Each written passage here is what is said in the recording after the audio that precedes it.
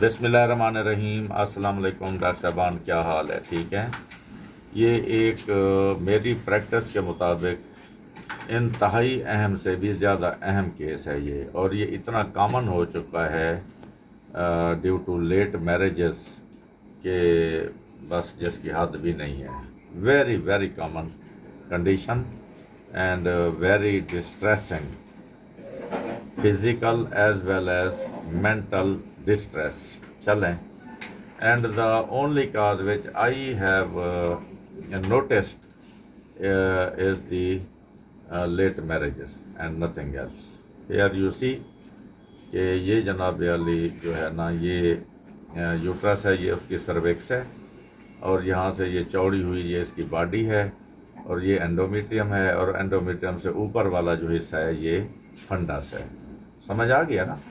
تو یہ تین حصے، سروکس، باڈی، فنڈس اور انڈومیٹریم، مایومیٹریم اور پتلی سی پیریمیٹریم۔ تو یہ ہو گیا۔ یہ ہم یہ دیکھیں،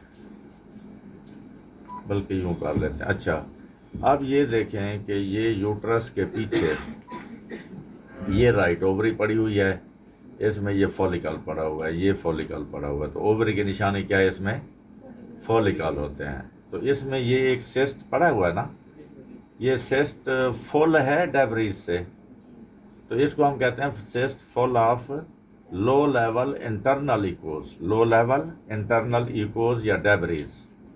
اور یہ شکل کیسی دے رہا ہے؟ گراؤنڈ گلاس کی، جسٹ لائک سینڈ پیپر، ریگ مال کی شکل ایسی ہے نا۔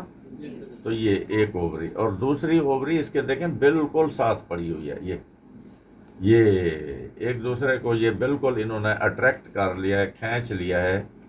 تو یہ کیا ہے؟ دونوں کسنگ اووریز۔ کسنگ سمجھتے ہیں نا، ایک دوسرے کو کس کرنا۔ تو یہ اووری، یہ والی اووری اس اووری کو کس کر رہی ہے۔ تو اس میں بھی یہ سارا یہ والا جو ہے یہ بہت ہی ٹپیکل ہے۔ اچھا سنیں، بعض کا یہ ہوتا ہے کہ یہ والی جو اپیئرنس ہے نا، جب یہ انڈومیٹریوٹک سسٹ ریزالو کرنا شروع ہوگا تو وہ ریلیٹیولی کیا ہو جائے گا؟ بلیکش۔ یہ ریزالونگ ہے، کیا ہے؟ ریزالونگ ہے۔ اور یہ جو ہے نا، یہ ذرا تھوڑا فریش ہے۔ تو یہ دیکھیں، یہ اووری کے اندر یہ والی اپیئرنس کبھی بھی نہیں بھولنی۔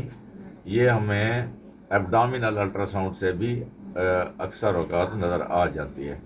اچھا، اس میں آپ دیکھیں نا، اووری جو ہے وہ اسٹریچ ہو گئی ہے، یہ دیکھیں، یہ فالیکل ہے، یہ اسٹریچ ہو کے کمپریس ہو گیا نا، کیونکہ آدھے جو یہ ہے سسٹ ہے۔ ڈاکٹر صاحبان سمجھ آ رہی ہے؟ اوکے۔